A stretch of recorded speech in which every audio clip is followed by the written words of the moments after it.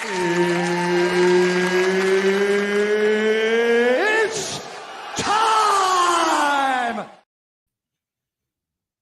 What's kicking, everybody? We are back for another episode of Picking Fights. I'm Keith, joined as always by Tom. Tom, how you doing today? I'm doing great. How are you doing, Keith? Excellent. We're in 2 times. Right. If your YouTube is already in 2 times speed, slow it down because we're talking in 2 times speed today. Sometimes I speed up my YouTube videos and Spotify. You're actually going to have to post in half speed today. All right, now we're back in regular speed. That was not a sustainable pace. Nah, I would have been out of breath in like 2 seconds, bro. It's been taking a break from the cardio lately, so like talking is just went. No, I'm just kidding. But anyways, yeah, we got the BMF card this week. Super pumped. It's all right. Not bad, but it's the last. Well, adios Diamante, right? Goodbye, Dustin the Diamond Poirier. He's fighting Holloway for the 3rd time. Good fight. I'm excited for the fight itself. For the rest of the card, well, we'll talk about it now. What do you think, Tom? Yeah, I mean, I think it's interesting how they have this fight, they're labeling it as a BMF belt because it's going to be on a pay-per-view. So, obviously a numbered card has to have some sort of belt on the line. Here for the BMF, it's kind of a lose-lose because it's not really Holloway's after getting viciously knocked out by Poirier. And, if Poirier does win, at that point, where's he going to take it? And then right after the sunset, and then you don't have a lineal BMF champ, if that even matters for anything. So I don't know. I mean, you could tell that it's obviously just thrown in there. You got Aldo, McGregor, Gaethje, all those names crossed out. Not even sure Korean Zombie back there. What they're even getting at. So it seems a little bit haphazard by the UFC. I think the main card is solid. It's not amazing, but at the end of the day, I don't know if we can expect them to all be amazing. After all, they do have Abu Dhabi cards to house all of the talent on, because that's where I guess the majority of the money for the UFC is coming from now. So they're going to stack those cards. So you're only left with a certain amount of fighters left after you stack those cards. And I think this is a solid one. 6.5, 7 out of 10. We'll go through. Of course, the fights themselves will dictate truly how good or not the card was in actuality. But yeah, there's some good fights on here, some prelim notables we're going to talk about. And I think the main card is largely filled with some pretty good matchups. Solid, good, not great. Agreed. And yeah, it is weird. I just noticed that you pointed it out. There are some names back there that like Korean Zombie. That's funny. Just guys that they've knocked out in the past. All Anthony Pettis.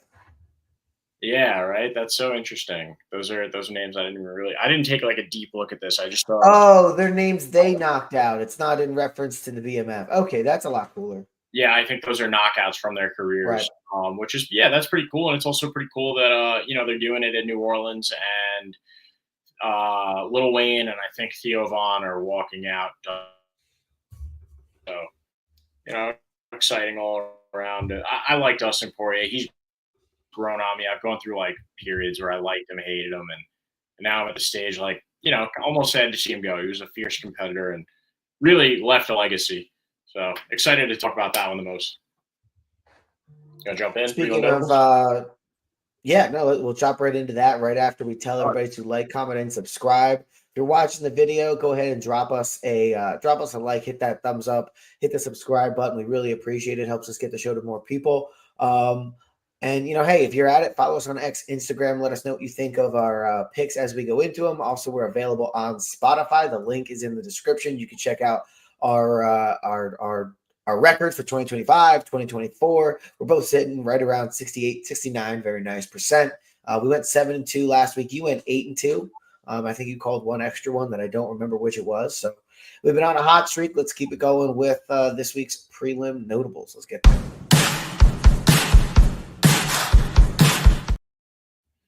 All right, what's your first prelim notable for us, Keith?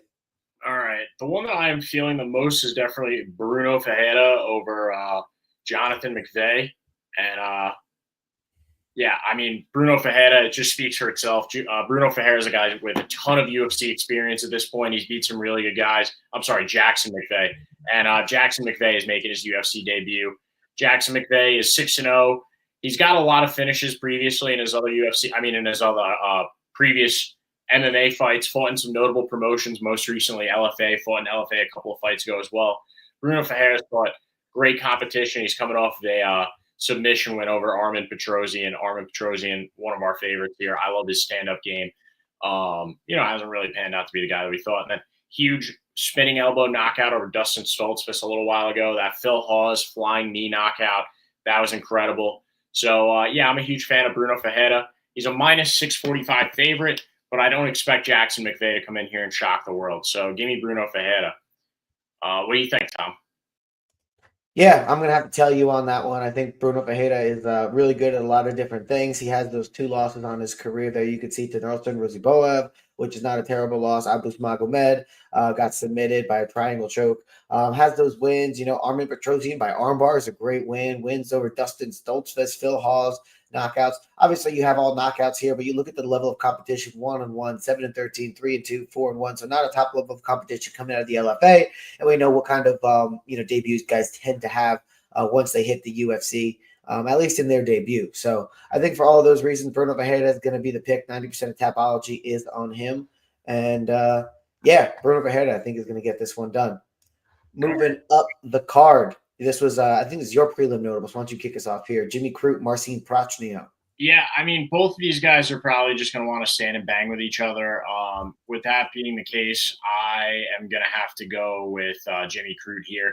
I think that Jimmy Crute's just a tough SOB. You look back to that fight against, what was that? Oh, yeah, Anthony Smith for the doctor stoppage on his leg when he barely could walk and wanted to keep fighting Anthony Smith. That was an incredible moment of toughness. And then those 2 duels with Alonzo Menafield, they had the first scrap that was just back and forth and went to the draw. And then the second time around, he lost.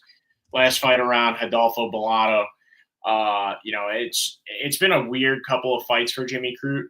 He's 0-3-2 technically over his last 5 with 3 losses and 2 draws. But I still think that Jimmy Crute's a dog. And Marcin Prachnio is just really not up there. His win over Devin Clark, okay, not bad. I mean, Devin Clark's not really a super skilled fighter. And, he has a win over William Knight as well, who is a walking muscle, but, he isn't really a skilled MMA fighter like that. So played a little bit of keep away against him. So I think that Jimmy Crute's just going to be up in Marcin Prachnio's face and throwing big punches, wanting to scrap, and that's not going to be a fight that Marcin Prachnio wants a part of. So, yeah, give me Jimmy Crute. What do you think? Yeah, I'm going to have to tell you as well here. I'm going Jimmy Crute over Marcin Prachnio. I think the level of competition is a little bit higher. Yes, he is unpredictable, and his 5 on in is a little bit worse here, but the level of competition is better. He can, he has a little bit of ground game. Obviously that Anthony Smith, like you said, leg injury, can't fault him too much, doesn't fight that often, does take a lot of damage, able to take a lot of damage. I think he's a guy who's going to go out there, make this a messy fight, and he's going to, basically land a little bit more damage than Marcin Prachnio does and probably grind out a decision here. And I bet you he's going to love it. If there's any bloodshed here, I think it's going to, potentially, how far are we up on the card here? I don't know if this is the 3rd, 4th, 5th fight, exactly where it is, but if it's early on, I could see this one, potentially trying to get the people going, get some energy into the arena here. 3rd fight in. Yep. 3rd fight in. Yeah. I could see that, being people start to come in there a little bit. We want to, you don't want to have a good fight too early. I think this could be the first of the real slobber knockers. Agreed. Yeah, I'm looking forward to it. All right, moving up the card. What was your next notable? Yeah, I'm actually going to take a crazy one here. I'm going to go with Marvin Vettori to beat Brendan Allen, and this is a solid throwback pick. Anybody that's been a fan of ours for a while or been along with us for the journey since like 2020 knows that I'm secretly a huge Marvin Vettori fan. I love the Italian. It's not really a secret. Yeah, it's not that big of a secret, but he doesn't fight that often, so it hasn't come up recently. But, he did have his last fight against Roman Dolidze just 3 months ago, but it really doesn't come up as often because, he's fought. Besides that, it's been pretty spread out. But, I'm a secret fan of the Italian Dream. He's one of the funniest guys in the UFC when he puts his shorts on backwards and takes his photo ops and says crazy stuff. And, he kind of like had the Dricus du Plessis fighting style before DDP developed it entirely, like just cartoon fighting style, but he didn't refine it the way that DDP has. DDP lands with his punches, and Marvin Vettori used to just like put his head down and swing, but it wouldn't work for him. Wrestling's not bad. I'm just going with him here because he's a plus 185 dog. I kind of like the Marvin Vettori money here, bet responsibly. And even though I think Brendan Allen's a better wrestler, I think that Marvin Vettori is just like grittier than Brendan Allen, and he's admitted openly that he's on a 2-fight skid, and his last 5 haven't been great. So, besides that Paulo Costa fight back in 21, that's one of my favorite UFC fights in recent memory. But he's admitted that his career could take a weird skid if he loses this fight. So I think that you're going to see just an extra gritty, determined version of Marvin Vettori. And even though it doesn't always look pretty, he's going to go out there and grind he's going to grind. So he may not win, but I like him to go out there and try and grind out a win and try his best. So give me Marvin Vettori here. What do you think, Tom? Yeah, it's really interesting because obviously you would think if it comes down to a grappling match that you're going to favor Brendan Allen. Kind of like what you were alluding to, I'm not so sure. Marvin Vettori has what I get. Our word strength is what I'm getting at, and I think that's going to come in really handy when it comes to denying takedowns or, and I also don't think Marvin Vettori is one to really get sucked in onto the ground. I know he's kind of thick-headed and kind of Neanderthal-like, but I think he knows that stand-up is going to be his path to victory here, and he's going to try and drag Brendan Allen into a dirty fight. Brendan Allen likes to pick at you at range, use his legs, throw heavy shots, hooking, long range shots, and then eventually look to take you down and submit you. He is gritty himself. He has taken a lot of damage and come out on the other side, but he's also lost after a lot of damage. And, Marvin Vettori, he takes damage. He sometimes loses decisions. Brendan Allen also can lose decisions. Looking back at his last 3, he won that decision against Chris Curtis, who loses a lot of decisions, and then has those submissions over Bruno Silva and Paul Craig. I don't know if I see a submission by Marvin Vettori again because of that R-word strength and ability to just deny positions from Brendan Allen. Nasruddin Imavov, decision loss. Anthony Hernandez, decision loss. I think potentially another decision loss at the hands of Marvin Vettori could be coming here. I think Marvin just lands a few too many powerful shots. Brendan Allen shows damage, whereas Marvin Vettori doesn't really show it as much. Again, goes back to kind of his Neanderthal genes. So I'm going to have to go Marvin Vettori. I think it's going to be a close fight. I could just see him grinding out the rounds. Probably 2-1 is where I would put, this fight finishing. And our friend Thomas, I don't know if you saw, Keith was in the chat, said what's up. And he's also got Vettori by split decision. So that's 3 of us on the underdog here. Marvin Vettori plus 185. That seems like a pretty good bet if you ask me. Thomas, drop your X hat so we could follow you if you got an X account. But I like it. That's good dog money on Vettori. Next up, Kyler Phillips versus Vinicius Oliveira. Why don't you take this one away, Tom? Yeah, this is a good one. You could see minus 180 for Vinicius Oliveira. Lock dog is the name we're going with. 5-0 over his last 5. These are coming outside of the UFC. Contender Series got a knockout. UFC, we were talking a little bit earlier about people and they're making their UFC debut.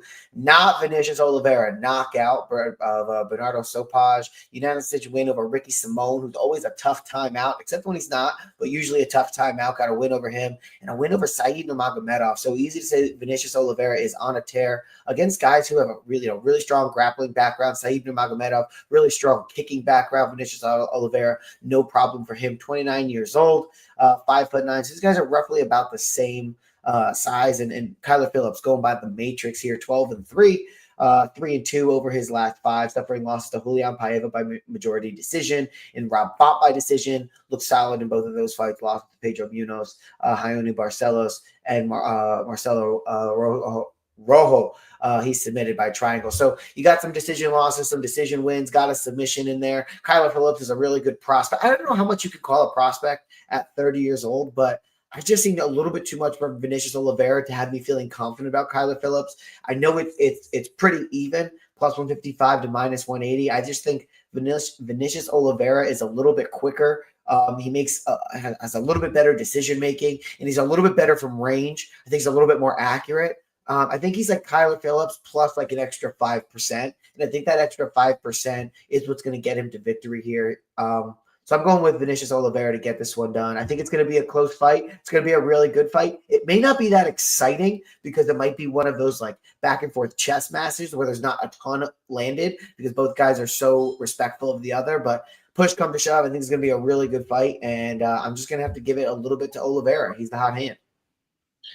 Yeah, I definitely think Oliveira is going to have the striking advantage over Kyler Phillips. Kyler Phillips is a big member of Sean O'Malley's training camp and has been with him for a couple of years now. Fights out there with like Tim Welch and all those guys. So he's not going to be unprepared for the striking, but grappling is definitely more his forte, and I think that he's going to be a step behind with the striking. And we've seen him fight really accomplished strikers in the past. Recently he's fought like who was it most recently you mentioned? His most recent win over a year ago against Pedro Munoz. Pedro Munoz, previously accomplished striker, not so much now. A lot of the names on his resume are guys that his training partner O'Malley's also fought, like Julian Paiva and stuff like that. And, he hasn't matched up exactly the same against them. We've seen gaps in his striking, and Vinicius Oliveira, since he's gotten to the UFC, has looked pretty solid. And I think that he's going to beat Kyler Phillips. He's a minus 180 favorite for a solid reason. So going with Vegas on this one as well. That's it for me for my prelim notables. Do you have any before we jump up to the main card? No, let's hit that main card.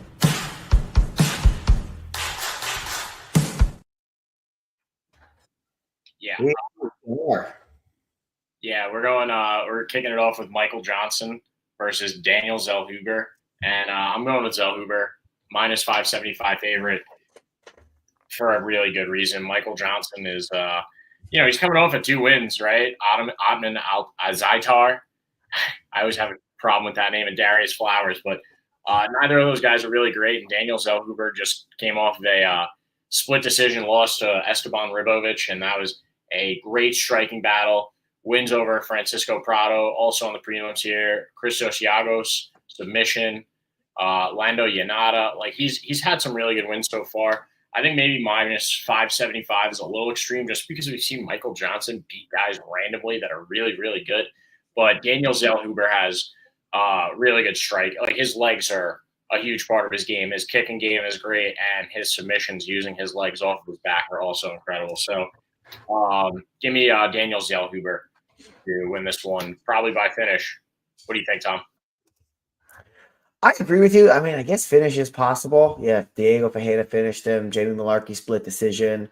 Yeah, you got 88% on Zellhuber, 57.6% on KO TKO. Johnson's a squirrely vet. So I don't know how much I believe in that knockout. You got the Francisco Prado submission.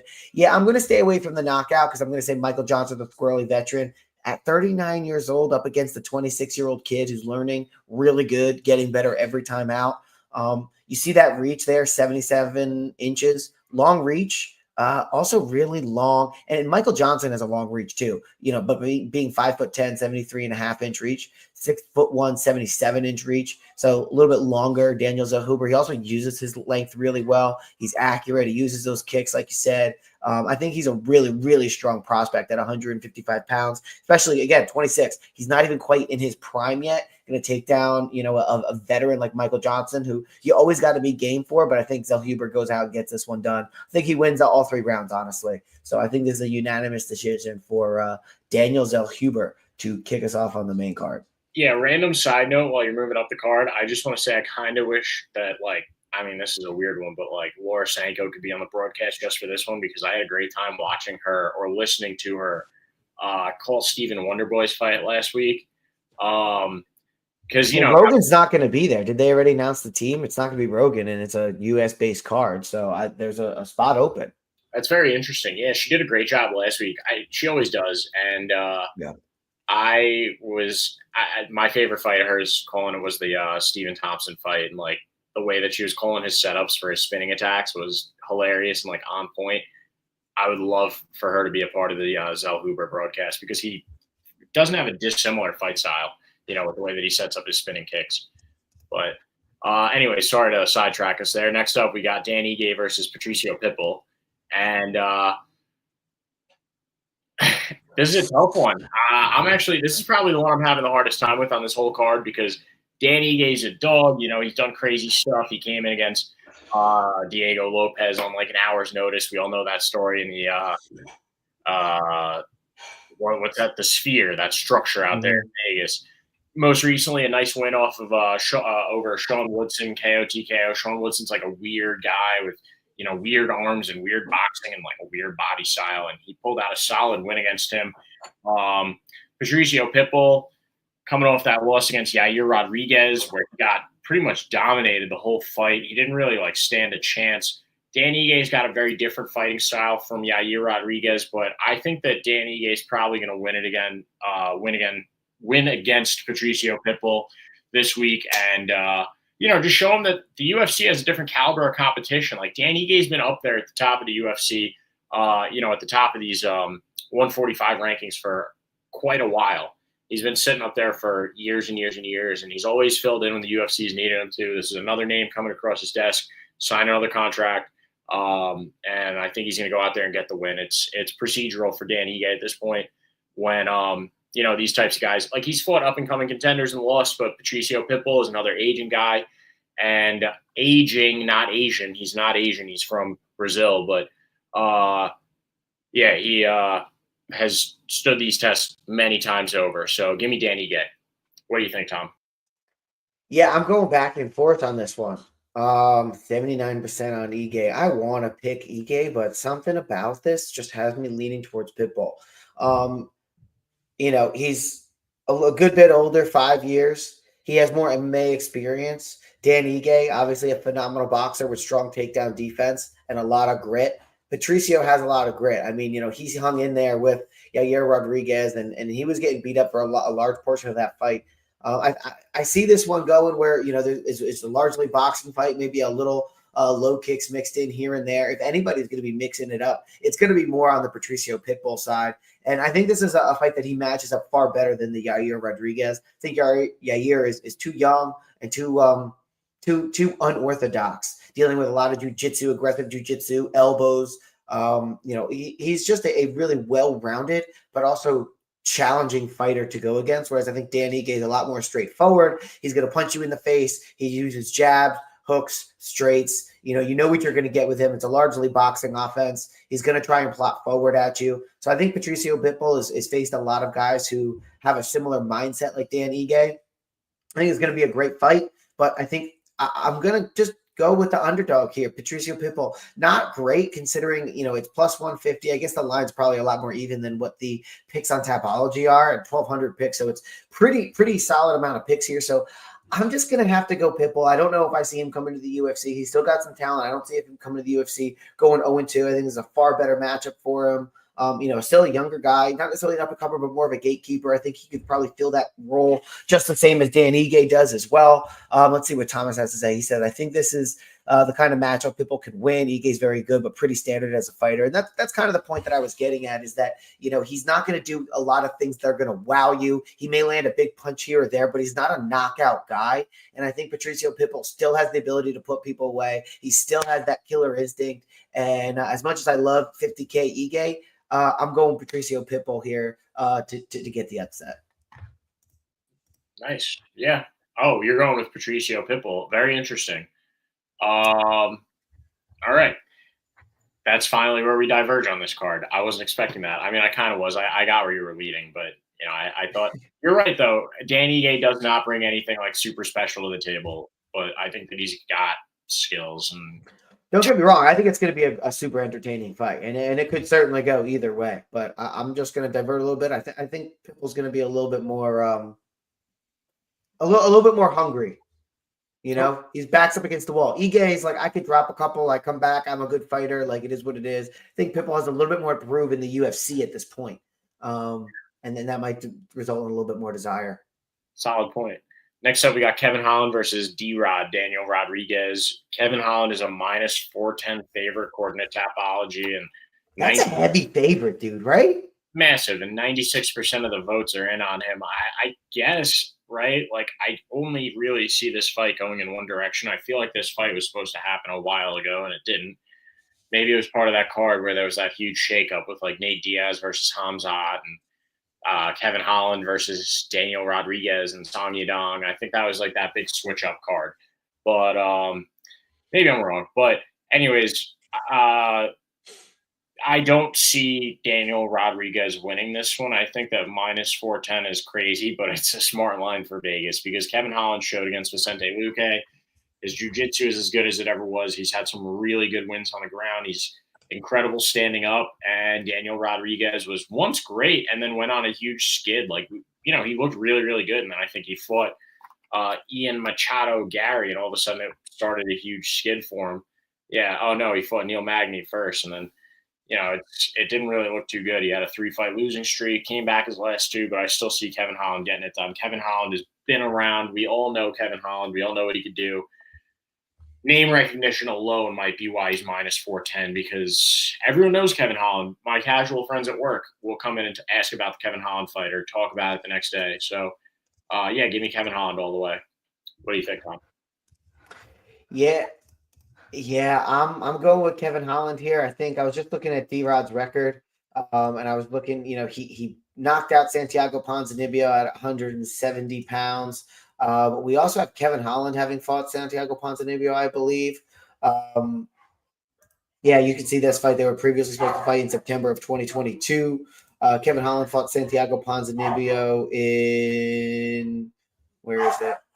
Right here in April of 2023. Knocked him out by left hook in the 3rd round. This one was at 170 pounds. I think both of these guys, I could be wrong. Didn't Kevin Holland used to fight at 85?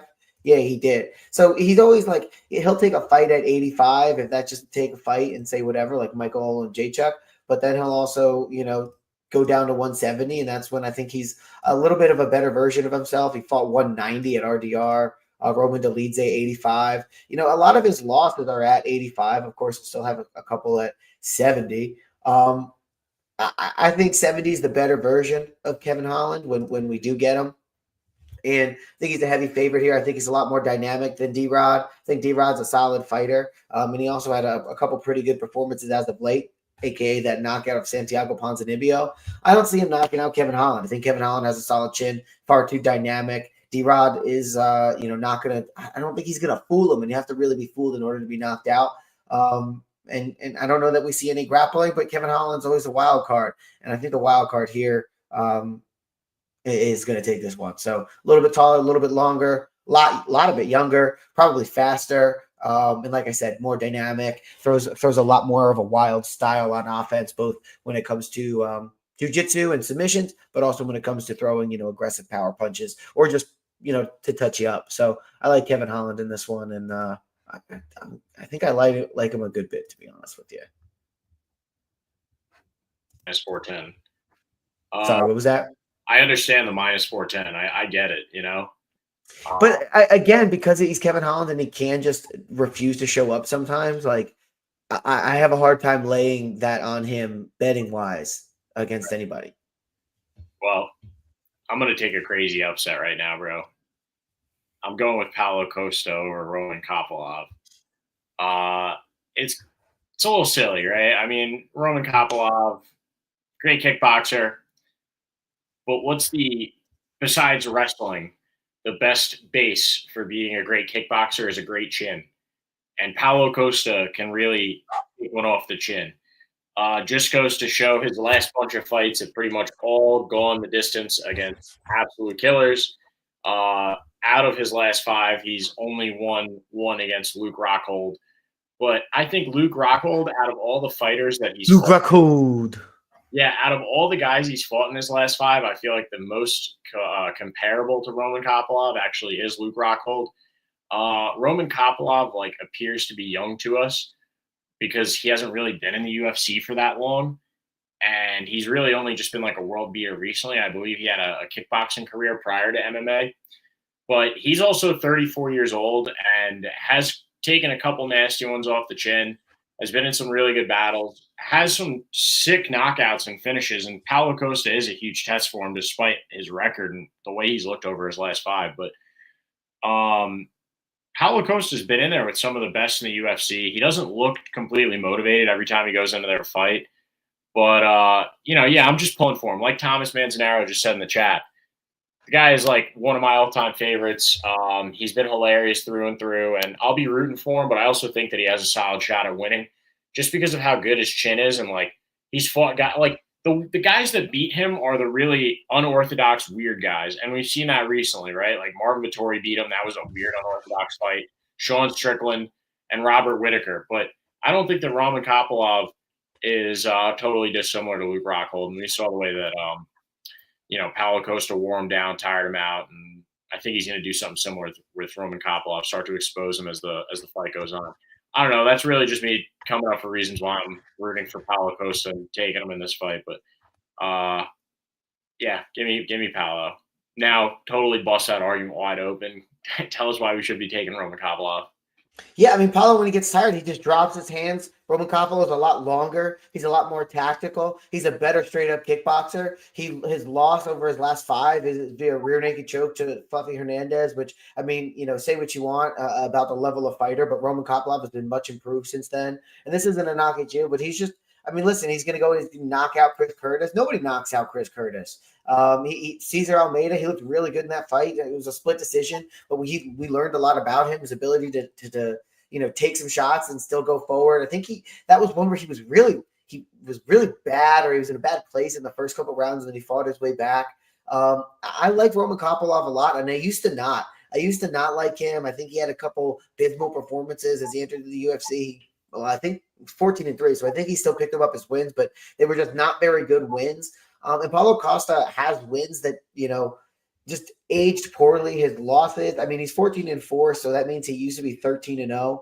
And you just kind of look at who he fought before Izzy, and you realize, like, all right, so he got through by kind of just being a brawler. And if he's going to go up against somebody who's technical, has a good chin, and willing to get into those firefights, Costa wears a lot of damage. I don't know what he did previously. I know he's, kind of like a model or whatnot. He's a bodybuilder, right where he was, and then he went to tough, and then he just really – but he wears a lot of damage. Like, he looks injured. He gets tired. His mouth hangs open. It's bad optically. And ever since Roman Kopylov cut his hair for whatever reason, he is a much different fighter, and I think it helps him in decisions because it doesn't look like his head's bouncing around a lot from getting punching back. So I'm going with Roman Kopylov. I think everything's in his favor. It's shocking how these guys are the same age. I think Costa's going to have some ring rust. I think he's going to go out there and he's going to throw wild because he's a little bit desperate. And I think Roman Kopylov is just going to kind of eventually, he might get hit once or twice, but he's going to kind of clock that power and he's going to make smart adjustments. I think the second and the third rounds are almost certainly going to go to Roman Kopylov unless he gasses himself out too. They get into a firefight and then now they're both gassed by the third. But if I had to guess, I'll go maybe Costa wins the first. And then Kopylov definitely wins the second. And I think Kopylov definitely wins the third, or probably wins the third. And I would give him probably, even a 40, 45, 49% chance to win the first. So I like Kopylov 2 out of 3 or 3 out of 3 here. Yeah. I think he's probably going to win, but I'm still pulling for Paulo. Maybe he'll take some secret juice and bust out a win this week. Probably not. We'll see. Anyways, finally, the main event, we got a very even fight on paper, Max Holloway versus Dustin Poirier. It's Dustin's last fight in the UFC, as we talked about a little bit before. It's in New Orleans. You have Max Holloway coming off of his first KO loss to Ilia Topuria, and it was absolutely brutal and violent and murderous. And Max Holloway's biggest thing in his whole career was that his chin was basically unbreakable, never been dropped, and here he gets murdered by Ilia Topuria. I'm not saying that his chin is entirely cracked, but there is now a weakness. And Dustin Poirier is a guy who's, he's going in there and won some trilogies. And he won the second fight against Max. He won the second fight against Conor after losing the first to both of them, and then went out and beat the crap out of Conor the third time, or was the third time the leg break. Anyways, I think Dustin Poirier is pretty good at ending trilogies, and I think he's going to take the trilogy this week against Max Holloway. I think he's going to go out there, put the hands on him, and really just have a career-ending performance. It hasn't been like entirely storybook. It's not like he's going out with the belt, but he retires with the BMF belt in his hometown in New Orleans. And I don't know, maybe he doesn't do it by TKO. I think it would be really fun if maybe he wins the first 4 rounds, or at least 3 out of the first 4, and then it ends with a stand in the octagon moment. And, he comes out on top. I think that's probably how it's going to play out. It's not like his chin's also worse. He's been finished way more times than Max Holloway. So like, right. Just because Max has been finished one time doesn't mean that Dustin's going to go out there and finish him this time, or like he's a completely different fighter now. But you never know the effect that has on somebody. It could change Max a little bit, is what I'm saying. There may be a hesitancy there. There may be like, he may feel those shots a little bit more. But most importantly, though, I just think that Dustin is going out the way that a fighter wants to go out. And I think it's going to be like a very storybook ending. He's going to hoist up a BMF belt and probably give it back to Max and then thank all the fans and call it a career until somebody comes knocking with the next big paycheck, some celebrity boxing fucking organization or something. So, yeah, give me Dustin here. What do you got? Yeah, how about Dustin retires and then unretires, or doesn't even retire at his retirement fight because he wants to get on the Trump DC White House card? We've seen it happen with John Jones, literally the shortest retirement of all time, back in the pool 3 days later. What a joke that was. Oh, I found something to reignite my spark. It's fighting on the White House lawn. Okay, sure, whatever, dude. Now, anyway, back to this. Yeah, I think this one is going to be back and forth. I don't think we're going to go out there and see Max Holloway get knocked out again. I think, that was just a really powerful punch from a guy that apparently has insane bone density in Ilia Topuria. Guy hits like a 70-er, and they said that at 45. So, hey, props to him. I don't know if that's necessarily going to make me believe that Max Holloway has a chin issue. Of course, if he gets knocked out here, that becomes a bigger question, but I'm not going to go there just yet. I think there's going to be a good back and forth battle. Both of these guys are phenomenal boxers. They have a lot of head movement. They love to throw hooks. They love to throw in the pocket. They, end up fighting in a phone booth. I could see this one going either way. I think it could be a very, very close fight.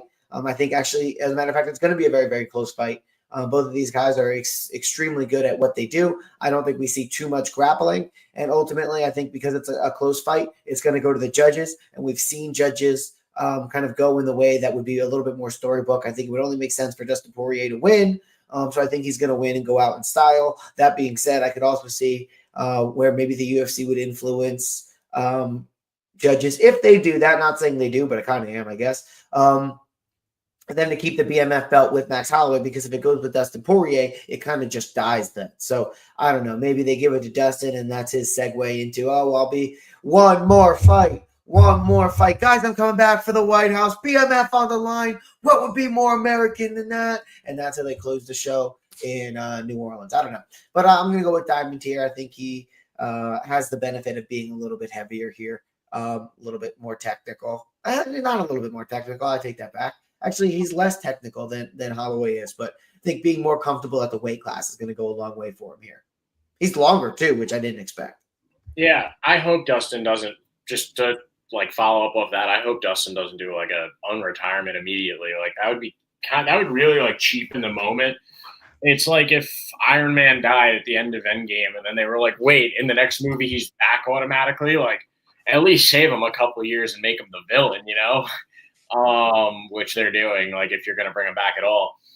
But I don't, because it's just like you give the guy the ending that he deserves. I feel like it would almost be like disrespectful to be like, oh, wait, now I'm coming back. Like, it's not like he's fighting for a belt. It's not like he's, maybe he'll. Yeah, but if he wins the BMF belt, I'm coming back one more time to defend my belt. And what? Listen, I don't know that it's written in the stars that that's going to happen, but I don't know. I think this company is starved for hype right now. I'm just saying I hope he doesn't, because it cheats the moment. Like, if it's a big moment where we all fake shed a tear for Dustin Poirier, what a career, whatever, it would be just kind of annoying if he just came back months later and was like, oh yeah, I'm fighting again. Go out, hand the belt back to Max or whatever, or be like, hey, it's vacant now, and maybe the UFC puts it up between two entirely different weight classes, because it has kind of floated around in that 150, the 155 range for quite some time. So maybe you say hey, Sean Strickland versus Yuri Prochazka. That would be fucking sick for a BMF belt. What about that? Yeah, especially with Yuri Prochazka talking about maybe dropping down to fucking middleweight. That would be the fight to make, bro. If you're here we go. Yep. Hire me. No, I'm just kidding. They couldn't afford to pay me what I need to work at the UFC.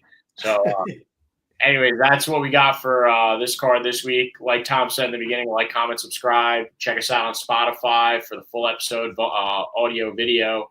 And, Tom, thank you for being here. And also Thomas Manzanero, thank you for being here in the chat. Thomas Manzanero, I didn't see if you guys dropped your at. Let us know what your at is. You could follow. We'll follow you, and you could follow at Pick and Fight Tom and at Pick and Keith. Am I forgetting anything, Tom? Yeah, our pick rundown. Oh yeah. Wow, I suck, dude. Thank you for reminding us that. This is like the most important part of our show because if you look at the timestamps, you can just skip to this and get all of our picks for the week. So why don't you kick us off, Tom? All right, I am going from the bottom of the top. We are going Bruno Ferreira over Jackson McVeigh. We are going Crute over Prochnio. I like Vittori over Allen. And I'm going Oliveira over Phillips. Onto the main card, we are going with Del Huber over Johnson, Pipple over Ige, Holland over Rodriguez, Kopylov over Costa, and Poirier over Holloway. Nice. All right, I'm starting pretty similarly with Bruno Ferreira over Jackson McVeigh, Jimmy Crute over Marcin Prachnio. I am taking Marvin Vittori over Brendan Allen, Vinicius Oliveira over Kyler Phillips. On the main card, going with Daniel Zellhuber over Michael Johnson. Danny Ye over Patricio Pitbull. That's where we split up. Kevin Holland over Daniel Rodriguez. I'm also splitting with you Paulo Costa over Roman Kopylov and Dustin Poirier to beat Max Holloway. Tom, what's your favorite Poirier moment? My favorite Dustin Poirier moment? I gotta say, I don't know if I have one. Mine's when he got choked out by Charles Oliveira in the third round, and we called it perfectly on the show. I had to know that you were going to go with something negative, not a positive Diamande moment. I also like when he knocked out Conor McGregor a couple times. I don't know that I like that. Why? You don't have meat envy? No, I just was like, you know what? I think it would have been so much more hype if Conor won that and went on. You know what I mean? So I think there was a lot that I honestly could potentially blame the spiraling of Conor McGregor's career solely on Dustin Poirier. And I don't know if I'll forgive him for that. Well, his wife was in his DMs.